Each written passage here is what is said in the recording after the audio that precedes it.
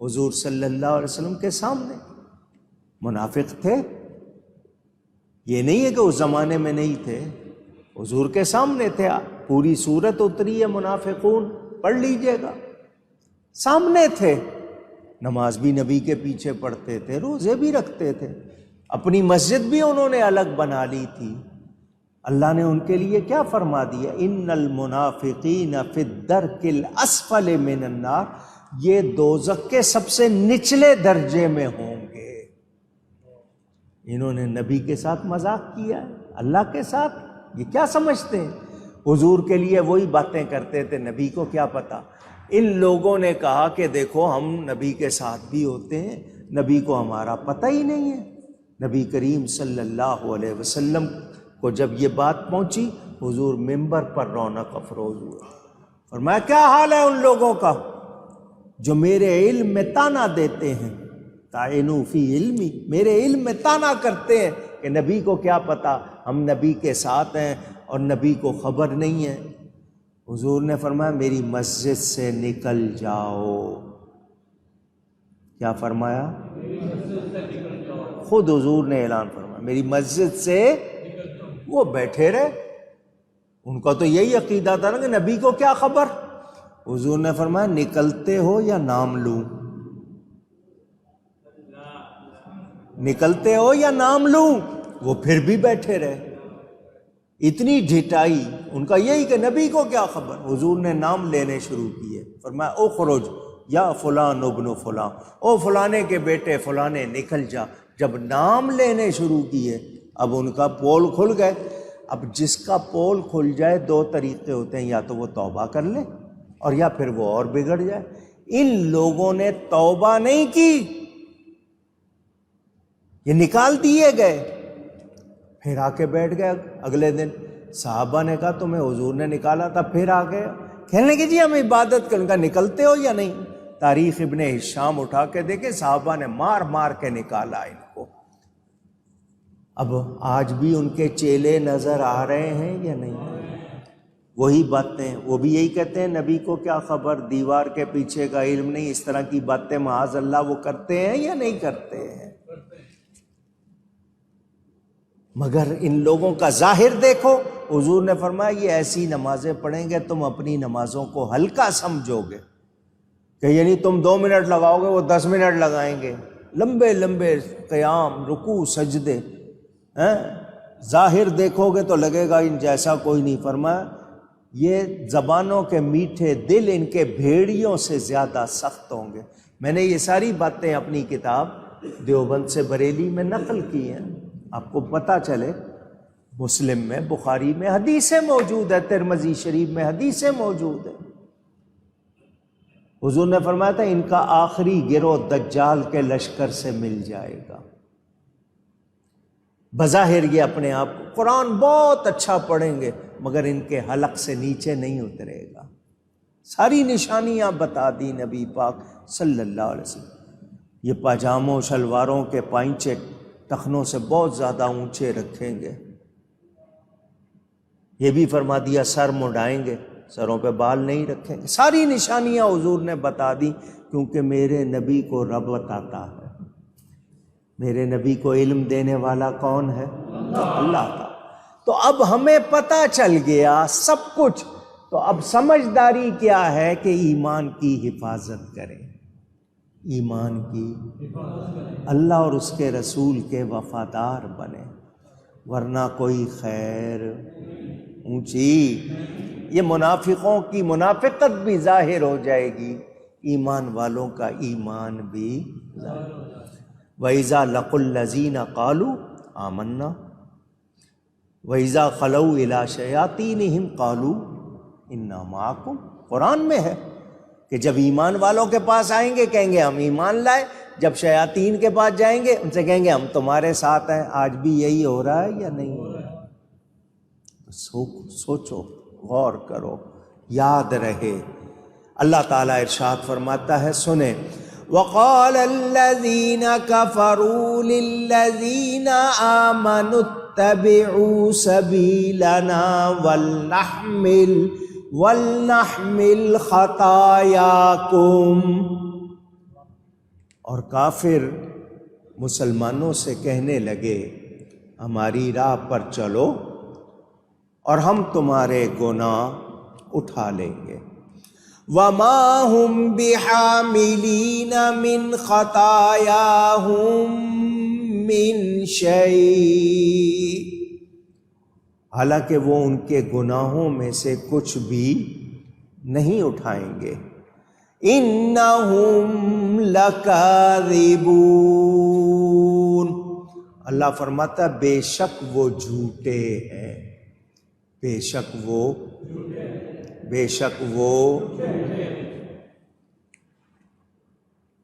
کتنے علاقوں میں قادیانیوں نے، شیعوں نے، دوسرے لوگوں نے جا کر یہ کیا، ہم تمہاری نوکریاں بھی لگوا دیں گے، تمہیں گھر بھی بنوا دیں گے، تمہاری بچیوں کی شادیاں بھی کروا دیں گے، ہمارے عقیدے کو قبول کر لو۔ سنا یا نہیں؟ دیکھا یا نہیں؟ ہوا نا؟ اسی طرح عیسائیوں نے، یہودیوں نے یہ کام کیے، کئی بستیوں میں گئے، لوگوں کی غربت کو کہا کہ جی ہم تمہارے لیے یہ کر دیں گے، وہ کر دیں گے، تم کسی طرح اپنے دین سے منحرف ہو جاؤ، اس کو چھوڑ دو اور ہمارے عقیدے قبول کر لو، یعنی اتبعوا سبیلنا، ہماری راہ پر چلو۔ ایسا آپ نے سنا اور دیکھا یا نہیں؟ اتباع کے معنی ہوتے ہیں کسی کے پیچھے چلنا، فالو کرنا، پیروی، پے پاؤں کو کہتے ہیں روی، یعنی اس کے پیچھے چلنا، اس کو فارسی کا لفظ ہے، اردو میں بولا جاتا ہے کسی کے پیچھے چلنا، نقش قدم پہ چلنا، پیروی کرنا، فالو کرنا۔ تو یہ آپ کو صحیح عقیدوں سے ہٹانے والے، جی ہم آپ کے سارے بوجھ اٹھا لیں گے، گناہ بھی اٹھا لیں گے، اللہ فرماتا کچھ نہیں اٹھائیں گے، کیونکہ وہ کیا ہے؟ جھوٹے۔ کیا ہیں؟ اونچی، اور کہیں گے نہیں جی ہم تمہارے گناہوں کا بھی یہ کر دیں گے، فلاں بھی یہ کر دیں گے، نہیں، اللہ فرماتا ہے جھوٹے ہیں، جھوٹے۔ وَلَا يَحْمِلُنَّ أَثْقَالَهُمْ وَأَثْقَالًا مَعَ أَثْقَالِهِمْ، اور بے شک ضرور اپنے بوجھ اٹھائیں گے اور اپنے بوجھوں کے ساتھ اور بوجھ۔ وَلَا يُسْأَلُنَّ يَوْمَ الْقِيَامَةِ عَمَّا كَانُوا يَفْتَرُونَ، اور ضرور قیامت کے دن پوچھے جائیں گے جو کچھ بہتان اٹھاتے تھے۔ میرے دوستوں اور بزرگوں، ان کے اپنے گناہوں کے بوجھ اور بوجھ یعنی دوسروں کو گمراہ کرنے کے بوجھ۔ اب میں آپ کو حدیث شریف سنا رہا ہوں، مولانا روم نے مثنوی میں اس کی ترجمانی کی کہ جس کسی نے کوئی برائی یا برا طریقہ ایجاد کیا، من ابتدع بدعۃ، جس نے بھی کوئی برائی یا برائی کا طریقہ ایجاد کیا، بنیاد رکھی کہ خلق خدا اس سے گمراہ ہو جائے، تو جتنے لوگ اس کے سکھانے پر وہ گناہ کریں گے، تمام جمع ہو کر اس سکھانے والے پہ رکھے جائیں گے۔ جس طرح کوئی نیکی سکھاتا ہے تو سب کی نیکیوں کے برابر ثواب اس کو دیا جاتا ہے، اسی طرح جو برائی سکھائے گا اس برائی کو آگے جتنے کریں گے تو سکھانے والے پر سب کے برابر بوجھ ہوگا، کیونکہ وہ ان تمام مجرموں کا سردار تھا، سرخیل تھا، اور یہ دوسرے جتنے تھے اس کا لشکر۔ تو اب پتہ چل گیا کہ یہ جو دعوے کرتے پھرتے ہیں یہ چل سکتا۔ اب یہاں آپ کے ذہن میں ایک بات آئے گی، میں اس کا جواب دے دوں۔ کافر اور منافق آپ کا بوجھ اٹھا سکتے؟ اونچی کہیں۔ اللہ والے اللہ کی عطا سے ہمارے گناہوں کا بوجھ ختم کروائیں گے۔ فرق ہے یا نہیں؟ ان کا کہنا کیا تھا؟ ہمارے غلط طریقے پر آ جاؤ، ہم تمہارے بوجھ اٹھا لیں گے۔ اللہ نے فرما دیا جھوٹے نہیں اٹھا سکتے، نہ اٹھائیں گے۔ ان پر اپنے بوجھ ہوں گے، جن کو دوسروں کو سکھائیں گے ان کا بھی بوجھ ہوگا۔ اب سیدنا غوث اعظم رضی اللہ تعالی عنہ فرماتے ہیں، میں نے دوزخ سے پوچھا تیرے اندر کوئی میرا مرید ہے؟ اس نے کہا آپ کے مرید کا یہاں کیا کام؟ آپ کے مرید کا یہاں کیا کام؟ کیا مطلب؟ جو سچا مرید ہوگا وہ گناہ کرے گا ہی نہیں، وہ نافرمانی کرے گا ہی نہیں۔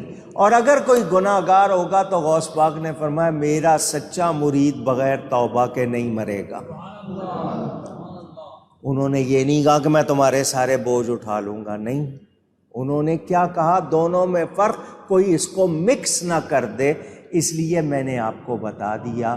اللہ والے شفاعت کریں گے، مہربانی کریں گے، معافی ملے گی، مگر یہ نہیں ہے، کیونکہ قرآن نے صاف کہہ دیا وَلَا تَزِرُ وَازِرَةٌ وِزْرَ أُخْرَىٰ، دوسرا ہمارے بوجھ نہیں اٹھائے گا، گناہ ہم کریں اور بوجھ کسی نے گناہ سکھایا وہ ذمہ دار ہے۔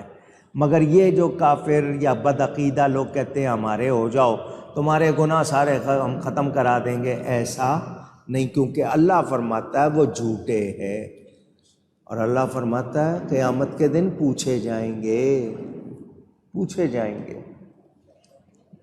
یہ جن گناہوں کے خود مرتکب ہوئے اور جن کو انہوں نے سکھایا، ان کی وجہ سے دوسرے ہوئے، یہ سارا بوجھ ان پر رہے گا، ہٹ سکتا اونچی۔ پتہ چل گیا گمراہ کرنے والوں کے گناہوں کا بوجھ زیادہ ہوگا، گمراہ کرنے والوں کے گناہوں کا بوجھ، کیونکہ ان پر جتنے ان سے گمراہ ہوئے ان کا بھی بوجھ ہوگا۔ تو اب جو گناہ کی دعوت دے، جو گناہ کی طرف بلائے، غلط عقیدے کی طرف لے جائے، بتائیے کیا وہ شخص بری الذمہ ہو سکتا ہے؟ اونچی نہیں۔ تو یہ آپ نے یاد رکھنا ہے، اور قیامت کے دن سوال ہوگا، پوچھا جائے گا۔ آپ کہیں گے اس نے سکھایا تو تیرے پاس عقل نہیں تھی؟ کیا تجھے ہدایت کی آواز نہیں پہنچی؟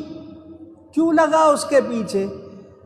تو اب جو لوگ بہانے کرتے ہیں یہ یاد رکھیں کہ انسان کے لیے سب سے زیادہ بوجھ جسمانی طور پر اس کا اپنا وزن ہوتا ہے، سب سے زیادہ بوجھ یہی اپنا ہی اٹھانا مشکل ہوتا ہے، اس پر گناہوں کا بوجھ بڑھا لے تو سمجھدار کہلائے گا؟ پہلے اپنا بوجھ ہی نہیں ڈھویا جا رہا تو اس پہ اور بوجھ ڈال رہا ہے، پھر دوسروں کا بوجھ بھی لے رہا ہے، تو سمجھدار ہے یا بے وقوف ہے؟ احمق ہے، تو ناسمجھ ہے۔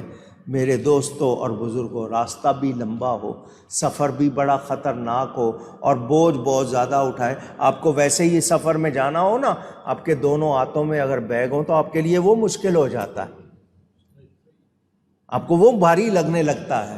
حالانکہ آپ نے صرف یہ ہے کہ جی بہت زیادہ وزن نہیں، لیکن تھوڑا بھی ہو، بات بھرے ہوئے ہیں، مشکل لگتا ہے۔ تو جس کے پاس بہت زیادہ بوجھ ہوگا اس کا کیا حال ہوگا؟ اور پھر پل صراط پر سے گزرنا، کتنا خطرناک سفر، کتنا لمبا سفر۔ تو ڈرنا چاہیے، ڈرنا